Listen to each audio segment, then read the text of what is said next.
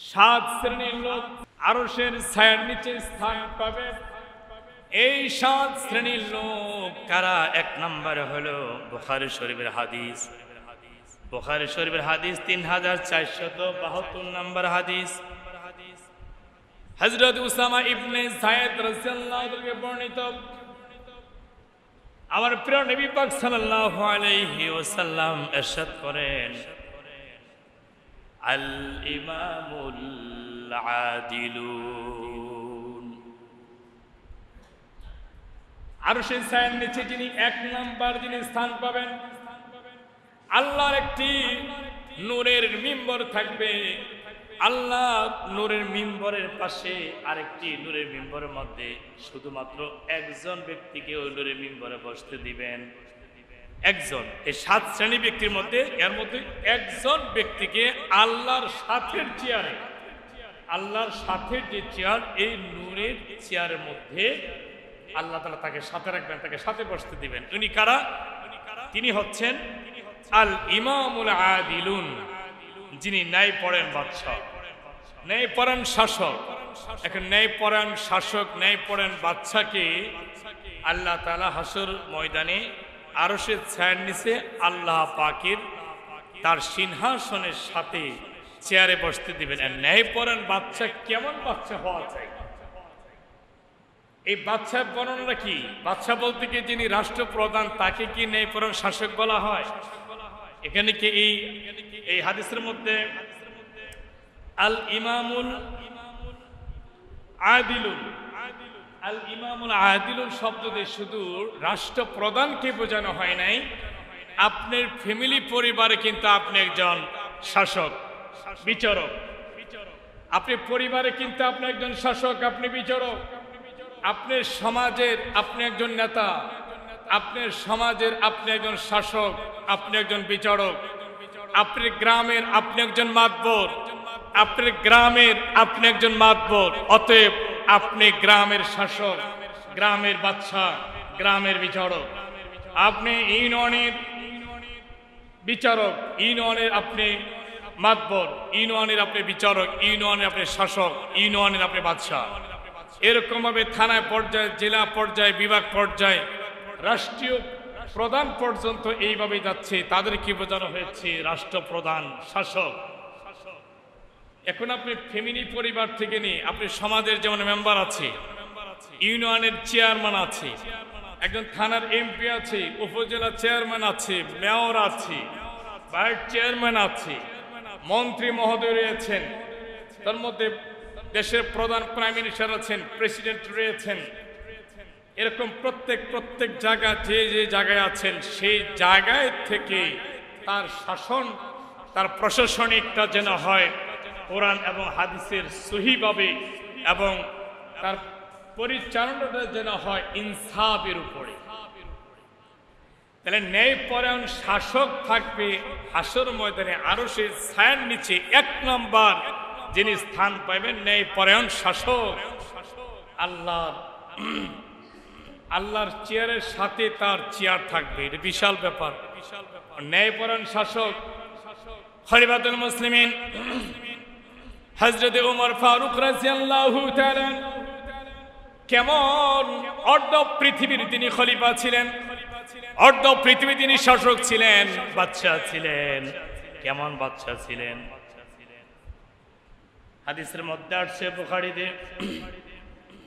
হযরত ওমর ফারুক রাদিয়াল্লাহু তাআলা তার বড় ছেলের নাম হলো আব্দুল্লাহ, আব্দুল্লাহর মা।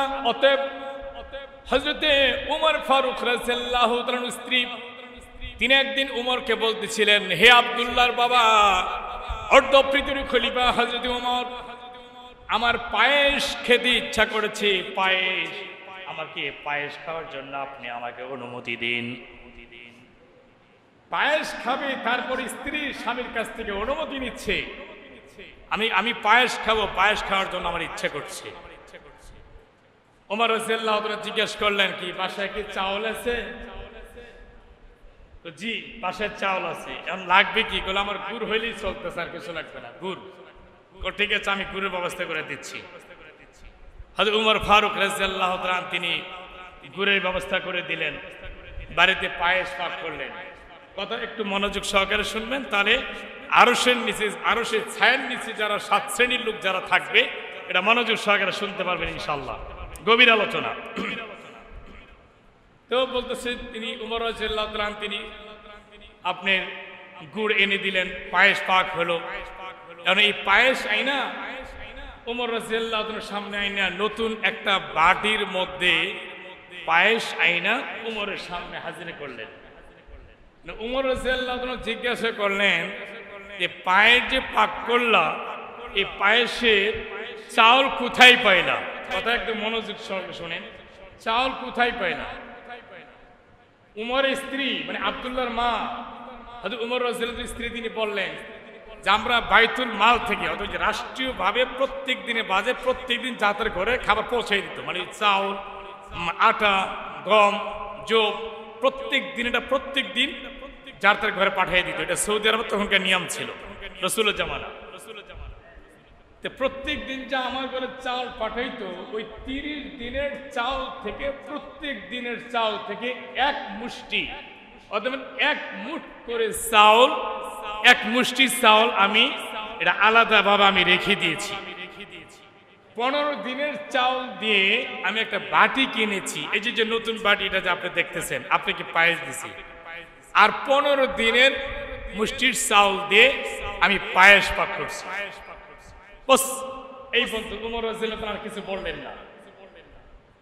পায়েস খাওয়ার পরে তিনি উমর রাদিয়াল্লাহু তাআলা দৌড়ে গেলেন আবু বকর সিদ্দিক রাদিয়াল্লাহু তাআলা। তিনি তো এই বাইতুল মালের রাষ্ট্রীয় যে অর্থ সম্পদগুলো তিনি বন্টন করতেন, তার দায়িত্ব ছিল আবু বকরের দায়িত্ব ছিল বন্টন করতে, যাতে পারে পৌঁছে দিতে। মানে কখন কোথায় কতটুকু কি পরিমাণে দিবে এই দায়িত্বটা ছিল উমরের, কিন্তু পৌঁছানোর দায়িত্ব ছিল আবু বকরের। উমরের বাড়িতে তো খাবারটা পৌঁছে দিত আবু বকর। আবু বকর পৌঁছাইতে পরে এখন উমর বলতেছে আবু বকরকে, আল্লাহর নবী সাহাবী আজকের পর থেকে আমার বাড়িতে যে আপনি বাইতুল মাল যে পরিমাণে অর্থ, যে পরিমাণে চাউল আমার বাড়িতে আপনি পাঠাই দেন, আজকের পর থেকে এক মুঠ চাউল আপনি কম পাঠাবেন। আজকের পর থেকে আপনি এক মুঠ চাউল আমার ঘরে আপনি কম পাঠাবেন। এক মুঠ কম চাল হইলেও আমার সংসার চলে যায়, আমার ফ্যামিলি পরিবারে হয়ে যায়। হযরত আবু বকর সিদ্দিক রাদিয়াল্লাহু তাআলা জিজ্ঞেস করলেন, হে ওমর কি হয়েছে তোমার? প্রত্যেক দিন একই মাপে একই ওজনে এক সমান অর্থ তোমার বাড়িতে আমি পাঠাই, চাউল পাঠাই, আজকে এক মুঠ কম দেওয়ার পিছনে কারণ কি? হযরত উমর ফারুক রাদিয়াল্লাহু তাআলা আনহু তিনি বলেন, হে আবু বকর, আল্লাহর নবী সাহাবী আপনি যে আমাকে বাইতুল মাল থেকে যে পরিমাণে চাউল আমার বাড়িতে আপনি পাঠাইতেন, ওই পরিমাণে চাউল থেকে এক মুঠ করে চাউল আমার ওয়াইফ, আমার স্ত্রী আলাদা করে রাখতেন, মানে মুষ্টি চাউলের মতো আলাদা করে রাখতেন। এক মুঠ করে চাউল যে আলাদা করে রাখতেন, তাতেও আমার সংসার পরিপূর্ণভাবে আমার চলছে, খানা পিনা হয়েছে। তাহলে বুঝতে পারলাম এক মুঠ চাউল আপনার এই বাইতুল মাল থেকে বা রাষ্ট্রীয় সম্পদ থেকে এক মুঠ চাউল আমার ঘরে কম দিলেও আমার সংসার ছিল। কি পরিমাণ ইনসাফ ছিল দেখেন, কি পরিমাণ ন্যায় পরায়ণ ছিল অর্ধ পৃথিবীর খলিফাতুল মুসলিমিন হযরত উমর ফারুক রাদিয়াল্লাহু তাআলা। এমন ইনসাফ শাসক থাকতে হবে, এমন ইনসাফ ওয়ালা যদি শাসক যদি থাকে, একমাত্র অনলি ওয়ান একজন এরকম প্রকারের শাসককে আরশের ছায়ার নিচে আল্লাহ তাআলা তার কুদরতি নূরের মিম্বরের পাশে চেয়ার থেকে বসানো হয়ে যাবে। বলেন সুবহানাল্লাহ। হযরত উমর ফারুক রাদিয়াল্লাহু তাআলা কেমন শাসক ছিল আরেকটা ঘটনা বলছি। মিশরের জালিম বাদশা কয়সরের কাছে শেরে খুদা হযরত মৌলা আলী কারামাল্লাহু ওয়াজহুকে এই কালেমা দাওয়াতের জন্য চিঠি পাঠাইছিলেন। তো মিশরের জালিম বাদশা কয়সর শেরে খুদা মৌলা আলীকে বলতেছে যে হে আলী, আমি কিন্তু উমরকে দেখি নাই, কিন্তু উমরের কথা কিন্তু আমি শুনেছি। উনি অর্ধ পৃথিবীর খলিফা। আমি এই মিশর কিন্তু আমি পরিচালনা করি, কিন্তু আমার এই মিশর যারা মুসলিম যারা আছে আমার অনুসরণ না করিয়া হে মদিনার উমরে পরিচালনা করে, উমর হুকুম মতো চলে। আমি মিশরের বিধর্মী জালিম বাদশা কি, আমি মিশর পরিচালনা করতেছি, আমার কথায় মুসলমানরা চলে না মিশরে। অতএব কত দূর মদিনা, এই মদিনা উমরের কথায় আমার এই মিশরবাসী চলে। এই উমরকে আমার দেখতে হবে, একে আমার দেখার দরকার আছে। কেমন ইনসাফ বলা, কেমন আলী তুমি যাও আমার তরফ থেকে গিয়ে বলো যে মিশরের বাদশা কয়সর এই আপনাকে দাওয়াত দিয়েছে ওই কয়সরের দরবারে যাওয়ার জন্য। উমর রাদিয়াল্লাহু তাআলা আলী রাদিয়াল্লাহু তাআলা কিনে সমন্বয় করে প্রস্তাব করলো যে আমরা মিশরে যাব। কিভাবে? উট হলো একটা, ব্যক্তি হলো দুইজন, উমর এবং আলী, এই দুইজন। এখন মদিনা থেকে রওনা হলো, উটের উপরে উমর উঠে আর উটের রশি ধরে ধরে টেনে টেনে আলী নিয়ে যায়। কিছু রাস্তা নেওয়ার পরে আলী ক্লান্তি হয়, এখন আলী রাদিয়াল্লাহু তাআলা আনহুকে উটের উপরে উঠায়া আবার উমর উটের রশি ধরে টেনে টেনে হেঁটে হেঁটে নিয়ে যায়। উমর রাদিয়াল্লাহু তাআলা যখন আবার ক্লান্ত হয় দুর্বল হয়, তখন আবার উমর আবার উটের উপরে উঠে আলী রশি ধরে টেনে টেনে টেনে টেনে নিয়ে যায়। এইভাবে মদিনা থেকে নিয়ে মিশর পর্যন্ত সিরিয়ালে নিতে নিতে নিতে নিতে নিতে নিতে ওনার যাইতে যাইতে শেষ পর্যন্ত ওই জালিম বাদশা যে কয়সর, ওই জালিম বাদশা কয়সর মিশিং জান নাই,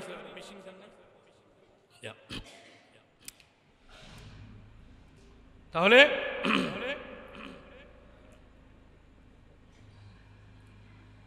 জালিম বাদশা মিশরের জালিম বাদশা কয়সরের দরবারের ভিতরে যখন ঢুকবেন, উমর ঢুকবেন, এই মুহূর্তের মধ্যে সিরিয়াল পড়ে গেছে যে উটের উপরে পড়ে গেছে আলী, আবার উটের রশি ধরে ধরে টেনে টেনে উমর কয়সরের দরবারে নিয়ে যাইতেছে।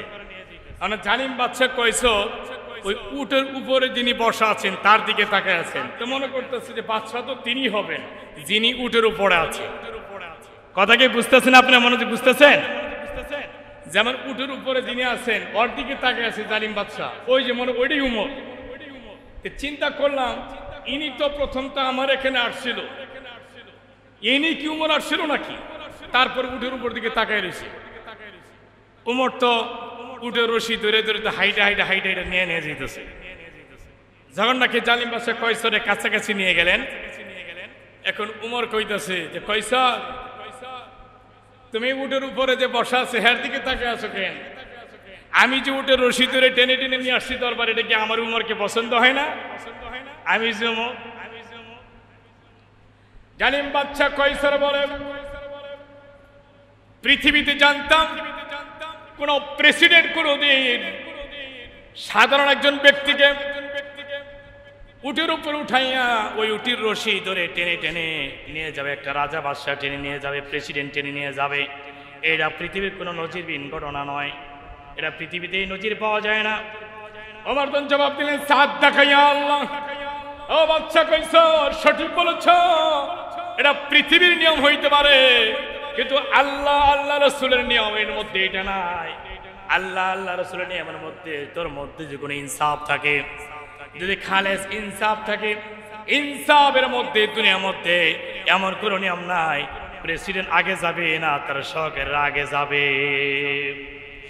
রাসূলের জামানার নিয়ম ছিল প্রেসিডেন্ট পিছনে যাইতেন আর তার সহকারীদেরকে আগে দিতেন, আর সহকারী লোক যারা ছিল উজির নাজির সহকারী তারা আগে যাইতেন, যাইতে থাকার পিছন দিক থেকে প্রেসিডেন্ট আল্লাহ রাসূল বা ওমর, আবু বকর, আলী, উসমান তারা পিছন দিক দিয়ে দেখতেন তারা কিভাবে যাইতেছে, কে কোন রাস্তা যাচ্ছে।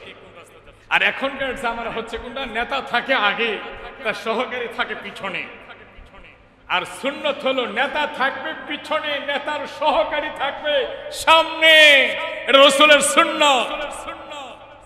নেতার সহকারী যে সামনে যাচ্ছে, নেতা পিছন দিক থেকে দেখবে আমার লোকগুলো কি করতেছে, কেমনে যাচ্ছে, কি করতেছে, এটা রাসূল পাকের সুন্নাত। এত সুন্নতের উল্টা গেছে বিপরীত। এখন ওমর জবাব দেয় কয়সরকে, তুমি জিনিসটা দেখে আশ্চর্য হয়ে গেলা, এটা সাআদাকা আল ইনসাফ, সাআদাকা আল ইনসাফ। এটা ছিল আমি উমরের ইনসাফ, আমার রাসূল পাকের ইনসাফ, আল্লাহ পাকের নির্দেশ ছিল এটা। জালিম শেখ কয়েস্তর করে কি বোঝা এখন বোঝানো হইল, মদিনা থেকে আমি তোমার দরবার পর্যন্ত এসেছি, উটের উপরে আলীকে উঠিয়ে দিয়েছি, উটের রশি ধরে ধরে টেনে টেনে আমি কিছু পথ নিয়ে আসছি। আমি যখন ক্লান্ত হয়েছি, দুর্বল হয়েছি, তখন আবার আলী টেনে টেনে নিয়ে আসছে। আবার উটের উপরে আমি উঠেছি, আলী রশি ধরে টেনে টেনে নিয়ে আসছে। আবার আলীকে উটের উপরে উঠে নিয়ে আসছি, আমি উটের রশি ধরে টেনে টেনে নিয়ে আসছি। এইভাবে পুরো রাস্তা আনতে আনতে শেষ পর্যন্ত তোমার দরবারে সিরিয়াল পড়ছে যে উটের উপরে থাকবে আলী, আর উটের রশি ধরে টেনে টেনে আমি তোর দরবার পর্যন্ত নিয়ে আসবো। জালিম বাদশা কয়সর ওমর, আর লাগবে না তোমাকে চেনার জন্য, তোমার একটা ঘটনা দ্বারা আমি বুঝতে পারছি আজকে এখান থেকে 1100 কিলোমিটার দূর। কত কিলোমিটার? 1100 কিলোমিটার দূর থেকে ওমর তোমার কথায় আমার মিশর মুসলিমরা তোমার কথায় চলে, আর মিশরে আমি নেতৃত্ব করি, আমি নেতৃত্ব দিই, আমার কথা মিশর মুসলিমরা আমার কথায় চলে না। হে ওমর, সাআদাকা ইয়া আল্লাহ, তোর আল্লাহর কসম লাগে, এই জন্যই তোমার কথায় এই মদিনা থেকে হুকুম করো, আর মিশর 1100 কিলোমিটার দূর থেকে তোমার কথা আমার মিশরবাসী চলে। একটা কারণে তোমার মধ্যে সঠিক ইনসাফ আছে, তুমি হলো সারা পৃথিবীর ন্যায়পরায়ণ শাসক, ন্যায়পরায়ণ বাদশা। আমি সাক্ষী দিলাম হে ওমর, আমি এতদিন মনে করছি আমি মনে হচ্ছে মিশরের ন্যায়পরায়ণ বাদশা, আমি তোমার কাছে হেরে গেলাম, আমি তোমার কাছে আত্মসমর্পণ করলাম, তোমার নবীকে নিয়ে আসো, আমি তোমার হাতে কালেমা পড়ে ইসলাম গ্রহণ করে নিই। এখনই ওমর রাদিয়াল্লাহু তাআলা ওই মুহূর্তের মধ্যে জালিম বাদশা কয়সরকে শাহাদা পড়ে কালেমা পড়ে মুসলমান করে দিলেন। বলেন সুবহানাল্লাহ। মুসলমান হয়ে এই হলো ইনসাফ। এরকম ইনসাফ আমাদের মধ্যে থাকতে হবে। আর আরশের নিচে 7 প্রকারের মানুষ যারা আরশের নিচে ছায়া পাবে হাসর ময়দানে, কিয়ামতের ময়দানে। 1 নাম্বার হলো আল্লাহর নূরের মিম্বরের সাথে আরেকটা জান্নাতি নূরের মিম্বর থাকবে। এই নূরের মিম্বরে অনলি ওয়ান 7 প্রকারের মধ্যে একজন ব্যক্তি আল্লাহ পাক তাকে বসতে দিবেন। তিনি হচ্ছেন কে? আল ইমামুল আদিলুন। আল ইমামুল আদিলুন। হাদিস হচ্ছে বুখারী শরীফের 3472 নম্বর হাদিস। আল ইমামুল আদিলুন, যে ন্যায়পরায়ণ শাসক, ন্যায়পরায়ণ বাদশাকে আল্লাহর সাথে চেয়ারে বসতে দিবেন। এরকম ন্যায়পরায়ণ হওয়া আমাদের দরকার আছে না নাই? আমাদের আছে। এরকম থাকে ন্যায়পরায়ণ বাদশা দিয়ে দেশের প্রেসিডেন্টকে বোঝানো হয় নাই।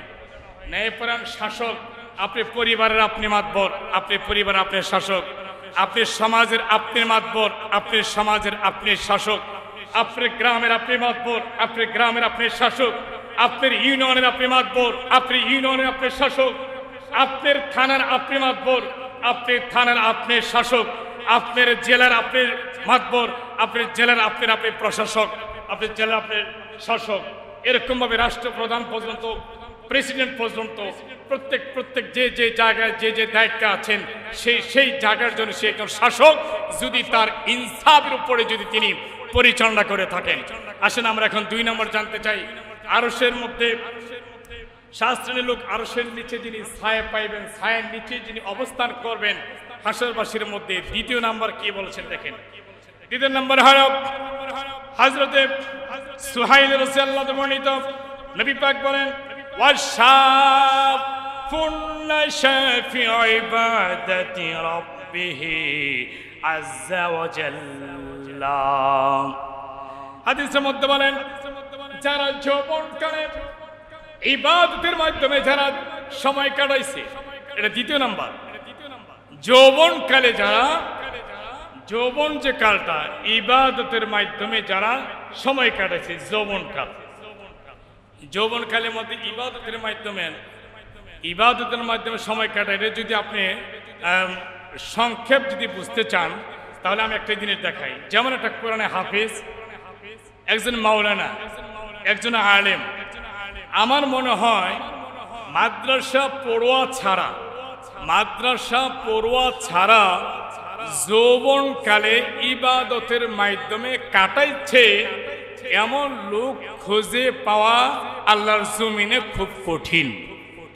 কিন্তু এটা মাদ্রাসা পড়ার কথা কেন বললাম, এর পিছনে কারণ হলো এর জীবনটা ধারাবাহিকভাবে চলে। কিভাবে চলে? ধারাবাহিকভাবে চলে। একটা ছেলে যখন কলেজে পড়লে, কলেজ থেকে ভার্সিটির জীবন পার হয়, পুরো অর্ধেক জীবন কিন্তু তার ভার্সিটির জীবনে কিন্তু চলে যায়। ইচ্ছা করলেও কিন্তু ওই ছেলেটা 4 মাসে আপনি বাড়িতে আড্ডা দিতে পারবে না, তার একটা ধারাবাহিক কিন্তু সময় আছে। ছেলেটা হাফেজ হয়, মাওলানা হয়, মাওলানা পর্যন্ত 20 বছর বয়স পর্যন্ত মাদ্রাসায় একেবারে 7 বছর বয়স থেকে নিয়ে 5 বছর বয়স থেকে নিয়ে 20 বছর বয়স পর্যন্ত পুরো সময়টাই মাদ্রাসার সময় কাটাইতে হয়। মাদ্রাসা ছেলেটা আলেম হওয়ার পরে মসজিদে খ্যাদমত করুক আর মাদ্রাসায় খ্যাদমত করুক, কিন্তু দিনের পথে দিনের রাস্তায় তার সারা জীবন চলে যায়।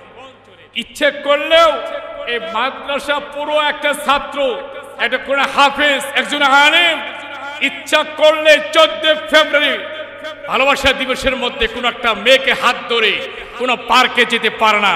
কথা বলেন ঠিক কিনা? এরকম নিদর্শন কি কোথাও আছে?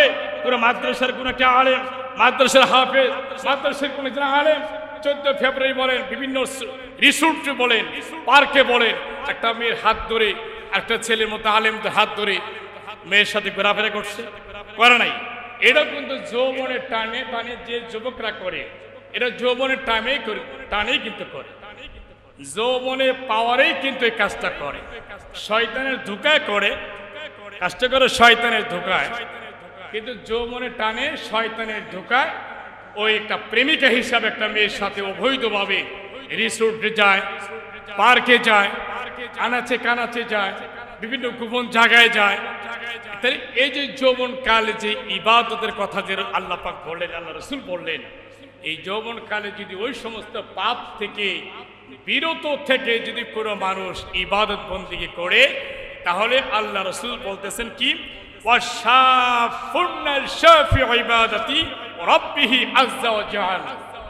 যে ওই যুবক যারা যৌবন কালে যারা ইবাদতের মাধ্যমে যারা সময় কাটাইছে, দ্বিতীয় নাম্বার এই ছেলেটাকে আল্লাহ তাআলা আরশের নিচে তাকে ছায়া দান করবেন। বলুন না সুবহানাল্লাহ।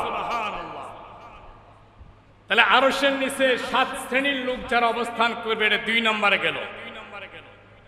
3 নম্বর হলো আরশের নিচে, যা আরশের ছায়ার নিচে যারা অবস্থান করবেন, তো 3 নম্বর হলো ইবনে মাজাহ শরীফের 802 নম্বর হাদিস, আম্মা আয়েশা সিদ্দিকা রাদিয়াল্লাহু তাআলা আনহা হইতে বর্ণিত, নবী পাক বলেন, যারা ওই নামাজি যারা আল্লাহর জন্য মসজিদে অবস্থান করে, ওই নামাজি আল্লাহর জন্য যারা মসজিদে অবস্থান করে, মসজিদে বেশি বেশি সময় দেয়, মসজিদে যারা বেশি বেশি সময় দেয়, মসজিদে বেশি সময় দেয়, মুফাসসির কেরাম এটা আবার ব্যাখ্যা বোঝাইছে, মসজিদের সময়দের অর্থ শুধু নামাজকে বোঝানো হয় নাই। মসজিদের সময় দেওয়ার অর্থ মুফাসসির কেরাম শুধু কোরআনে পাক তিলাওয়াতকে বোঝানো হয় নাই। ওই যে মসজিদে বসে বসে আপনি জিকির আজকার করবেন, এইটাও কে বোঝানো হয় নাই।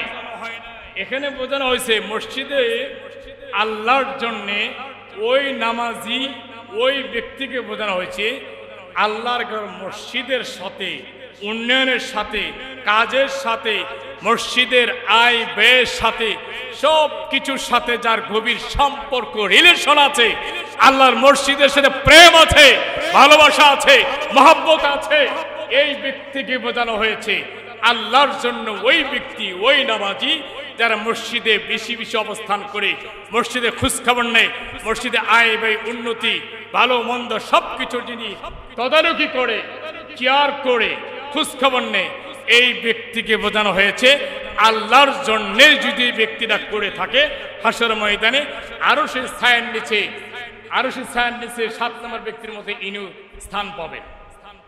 সবকিছু কার জন্য হতে হবে? আল্লাহর জন্য হতে হবে। কার জন্য? আল্লাহর জন্য।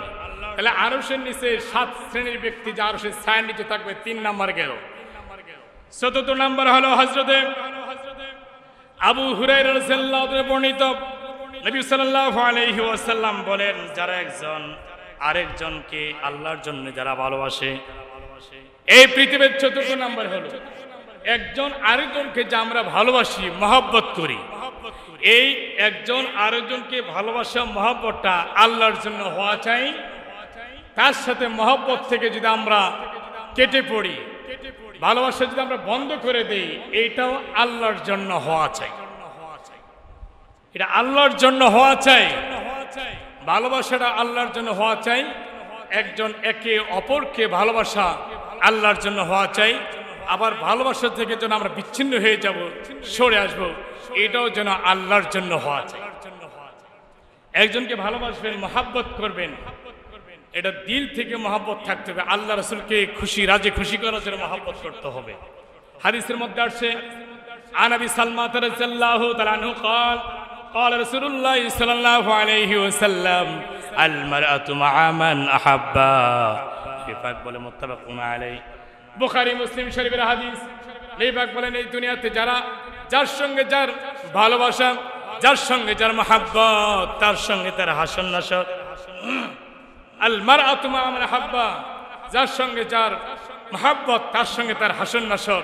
আপনার মহব্বতটা যদি বেনামাজির সাথে হয়, আপনি হাসন নাসর হয়ে যাবে বেনামাজির সাথে। আপনার মহব্বত যদি, আপনি ভালোবাসার সুদখোর, ঘুষখোর, জিনাখোর, ব্যভিচার, অনাচার, পাপাচার, অনাচার, এই সমস্ত জুলুমকারী, অন্যায়কারী, ব্যভিচারী, এই সমস্ত লোকের সাথে যদি আপনার সম্পর্ক থাকে, ওই ব্যক্তির সাথে আপনি হাসন নাসর হয়ে যাবে। আর আপনি ভালোবাসাটা যদি মসজিদের সঙ্গে হয়, মাদ্রাসার সঙ্গে হয়, এই কোরআনে পাকের সঙ্গে হয়, নবী পাকের হাদিসের সঙ্গে হয়, হক্কানি উলামায়ে কেরামের সাথে হয়, হাফিজুল কোরআনের সঙ্গে হয়, হক্কানি আউলিয়া কেরামের সঙ্গে হয়, পবিত্র পাকে পঞ্চতন পাক আহলে বাইতের সঙ্গে আপনার সম্পর্ক হয়, তাহলে আপনার এই ব্যক্তিদের সাথে আপনি হাসন নাসর হয়ে যাবে। হাদিসে বলছে, যার সাথে যার ভাব, তার সাথে তার লাভ। যে যাকে চিনে সে তারে কিনে, যে যারে চিনে না সে তারে কিনে না। চিনলে হরে, না চিনলে জংলার খড়ি। এটা একটা বাংলা কবি কথাটা বলছিলেন, সাধক। একজন সাধক বলছিলেন, সব জঙ্গলে বাঘ হরিণ থাকে না, সব জলে কুমির থাকে না, সব ঝিনুকে মুক্তা থাকে না। পৃথিবীর সব মানুষ মানুষ নয়। যে মানুষটার ভিতরে মনুষ্যত্ব আছে, ইনসাফ আছে, যে মানুষের ভিতরে আদবতা আছে, নম্রতা আছে, ভদ্রতা আছে, আখলাক চরিত্র, বড়কে সম্মান করে, ছোটকে স্নেহ করে, আলেমকে তাজিম করে, এই সমস্ত গুণ যার মধ্যে আছে, তিনি হলেন মানুষ। মানুষের অনেক ব্যাখ্যা, কোরআন পাকের মধ্যে আল্লাহ সৃষ্টি করার পরে মানুষকে 4 প্রকার ভাগ করেছেন। কয় প্রকার? মানুষ 4 প্রকার। 4 প্রকার মধ্যে 1 প্রকার মানুষ শুধু জান্নাতে যাবে, আর 3 প্রকার মানুষ যাবে জাহান্নামে। কোরআনের পাকের 4টা সূরা নাযিল করে দিয়েছেন, দেখ ওই দিকে আমরা না যাই। তাই আমরা বুঝতে পারলাম কি, 4 নাম্বার, আরশের ছায়ার নিচে 7 শ্রেণীর ব্যক্তি যারা জান্নাতে যাবে, 7 শ্রেণীর লোক যারা আরশের ছায়ার নিচে যারা অবস্থান করবেন, তার মধ্যে 4র্থ নাম্বার হলো একজন অপরকে যে ভালোবাসা আল্লাহর জন্য, ওকে ভালোবাসা যেন বিচ্ছিন্ন ঘটে, এটাও আল্লাহর জন্য। এর 4র্থ নাম্বার গেল। আমরা 5 নম্বর জেনে নিই। 5 নম্বরে হলো হযরতে বুখারী শরীফের 3478 নম্বর হাদিস। হযরতে একজন সুন্দরী নারী, এর হাদিসটা আবু হুরায়রা থেকে বর্ণিত। একজন সুন্দরী নারী, একজন সুন্দর একজন নারী একটা যুবককে অফার করলো, জিনা করার জন্য অফার করলো। একটা সুন্দরী নারী একটা যুবককে তিনি জিনা করার জন্য তিনি অফার করলেন। ওই মুহূর্তে ওই যুবকটা তিনি জবাব দিলেন, আনা খালকুল্লাহ, আনা খালকুল্লাহ, আমি আল্লাহকে ভয় করি। আর 3টা রাওয়াতে আসছে,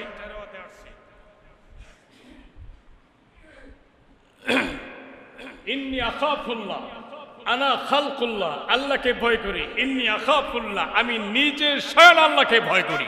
সুবহানাল্লাহ বলেন। আমি তোমার সাথে জিনা করতে পারবো না, কারণ জিনা করা মহাপাপ।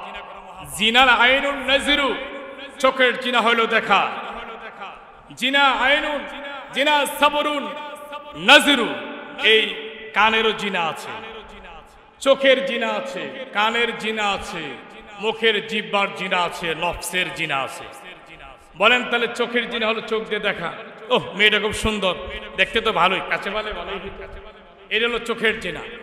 আর কানের জিনা হলো কান দিয়ে আপনি টেলিফোন দিয়ে বলে, একটা মেয়ে যখন আপনাকে টেলিফোন অফার করে, টেলিফোনের জন্য একটা মেয়ে আপনার সাথে কথা বলে, এই রসালু, এই রসালু, জুসালু, এই মজালু আলাপ যখন টেলিফোনে যখন একটা মেয়ে একটা ছেলের সাথে যখন করে, ছেলের খুব ভালো লাগে, এটা কানের ধারা, কিন্তু তার কিন্তু এটা জিনা হয়ে গেল। আর চোখ দিয়ে যখন দেখলেন চোখের জিনা হয়ে গেল। আর কাছে থেকে যখন আপনি নফসের দ্বারা ওই মেয়ের সাথে কথা বলতে বলতে দেখতে দেখতে যখন আপনার ভিতরে কুভাব, কুমন্ত্রণা, যৌন উত্তেজনা যখন আপনি সৃষ্টি হয়, এটা নফসের গুনাহ হয়। হ্যাঁ, ব্রেন দিয়ে যখন আপনি খাটাইলেন ওই মেয়ের পিছনে অন্যায় ভাবে, এটা আপনার ব্রেনের কিন্তু আপনি জিনা হলো। আপনি বিবেক বুদ্ধি দেখা সত্ত্বেও আপনি জানতেছেন এটা জিনা, এটা গুনাহ, এটা অপরাধ, এটা জুলুম, এটা হারাম। আপনি জ্ঞান থেকে বুঝার পরেও আপনি এই কাজটা আবার দ্বিতীয়বার করলেন, এটা হলো আপনার জ্ঞানের জিনা। এই জন্য সমস্ত জিনা থেকে আমাদেরকে থাকতে হবে, বিরত থাকতে হবে। আমরা 5 নম্বর কিন্তু আমরা জানলাম, একজন সুন্দরী নারী একটা ছেলেকে যখন জিনা করার অফার করে, ছেলেটি বলে আনা খালকুল্লাহ, আমি আল্লাহকে ভয় করি, তোমার সাথে জিনা করতে পারবো না। এই যুবকটিকে আল্লাহ তাআলা খুশি হইয়া হাসরের ময়দানে আরশের ছায়ার নিচে তাকে স্থান করবেন। সুবহানাল্লাহ বলেন। এর 5 নম্বর। আমরা 6 নম্বর জেনে নেই, যারা গোপনে দান করে। তিরমিজি, আবু দাউদ শরীফে হাদিস, গোপনে দান। যারা গোপনে দান করে কিভাবে? এখন রাত্রিবেলা দেখেন আমাদের দান বাক্স কিন্তু রাত্রিবেলা প্রস্তুত, ইচ্ছা করে যে কোনো টাইমে দান করতে পারে। আপনি রাত্রে 12টা, 1টা, 2টা, 3টার পরে পৃথিবীর কেউ জানে না, জানে কে? জানে কে? ওই মুহূর্তের মধ্যে আপনার সমাজের একজন গরিব, এতিম, অসহায়, ভূমিহীন, কাঙ্গাল, নিঃস্ব, রোগাগ্রস্ত, অভাবগ্রস্ত, প্রসূতি রোগী চিকিৎসা করবে এমন ব্যক্তিকে যদি আপনি মোটা অঙ্কের একটা অর্থ দিয়ে আসেন, পৃথিবীর কেউ জানে, সমাজের কেউ জানে না, এই চুপ, এই তোকে যে আমি অর্থটা দিলাম আমার সমাজে কেউ যেন না জানে, এইটার নাম হইল গোপনে যিনি দান করে। ডান হাতে দান করলে বাম হাতে যেন টেন না পায়। এই দাতা, এই দানবীরকে আল্লাহ তাআলা হাসর ময়দানে আরশের নিচে তাকে স্থান দিবেন। আর এখন তো বর্তমান সমাজ প্রেক্ষাপটে স্কুল বলেন, মাদ্রাসা বলেন, মসজিদ বলেন, কলেজ বলেন, মাঠ বলেন, খানকা শরীফ বলেন, যিনি দান করলেন দাতা নাম পর্যন্ত, মসজিদ বলেন, স্কুল বলেন, কলেজ বলেন, ওই গেটের মধ্যে লেখা থেকে দাতা অমুক, দাতা অমুক, দাতা অমুক। হাসর ময়দানে 3 শ্রেণীর মানুষকে আল্লাহ তাআলা ডাক দিবে। 1 নম্বর ডাক দিবে শহীদানকে। কিসের জন্য শহীদ হয়েছিল? উত্তর দিবে আল্লাহ তোমার জন্য শহীদ হয়েছে। আল্লাহ মিথ্যাবাদী, আল্লাহ ধমক দিবেন, মিথ্যাবাদী। আল্লাহ রাগ করে উঠবেন, মিথ্যাবাদী, আমি আল্লাহর জন্য শহীদ হয়েছো, তুমি যুদ্ধ করতে গেছো, জিহাদ করতে গেছো, মানুষ তোমাকে শহীদান বলবে, এই জন্য তুমি যুদ্ধ করেছো, মিথ্যাবাদী। আমি তো তোমার মনের খবর আমি ভালো করে জানি। এখন ডাকবে দাতা, মানে যারা দান করেছেন, তুমি দান করেছিলে কিসের জন্য? আল্লাহ তোমার জন্য। আল্লাহ বলে মিথ্যাবাদী, তুমি আমার জন্য দান করছো। আরে তুমি যে দান করলো তোমার মানুষের দাতা বলবে, দাতা দাতা দাতা বলবে, এই জন্য তুমি দান করেছিলা, মিথ্যাবাদী। ধরে এরকম হুচুটকে পাঠিয়ে দিবে, জাহান্নামের মতো পাঠিয়ে দিবে। ওই শহীদানকে, ওই দাতাকে জাহান্নামে পাঠিয়ে দিবে। আরেকজনকে বলবে তুমি যে আলেম হয়েছিল কিসের জন্য? আল্লাহ তোমার জন্য আলেম হয়েছিল। মিথ্যাবাদী, আমি আল্লাহর জন্য যদি আলেম হইতা, আমার রসুলের বিরুদ্ধে, আমার রসুলের মান ক্ষুণ্ণ করে আলোচনা করছিস, বড় বক্তা হয়েছিস, মানুষ তোকে বড় বক্তা বলবে, এটার জন্য আলেম হয়েছিস। মানুষের রসুল, আমার রসুলের ক্ষুণ্ণ করে এমন আলেমও আছে, আমার রসুলকে ছোট করে কথা বলে, আমার রসুলকে কত ছোট করতে পারে তত ভাইরাল হয়, এমন বক্তা আমাদের বাংলাদেশে আছে না নাই? এগুলো জাহান্নামী বক্তা, এগুলো জাহান্নামী আলেম। এই 3 শ্রেণীর মানুষকে আল্লাহ তাআলা একদম ধরে ধরে জাহান্নামে পাঠিয়ে দিবে। শহীদান, দাতা দানবীর এবং যে আলেম, আমলহীন আলেম, অপব্যাখ্যাকারী আলেম, এগুলো 3। আসেন তাদের শেষ করে দিচ্ছি। আমরা 8 নম্বরে যাই, মানে 7 নম্বর, 7 শ্রেণীর লোক আরশের নিচে যারা স্থান পাবে। 7 নম্বরটা হলো যারা নিশিরাত জাগরণ করে যারা আল্লাহর ইবাদত করে। এই পিসাব দেশে কমই পাওয়া যায়।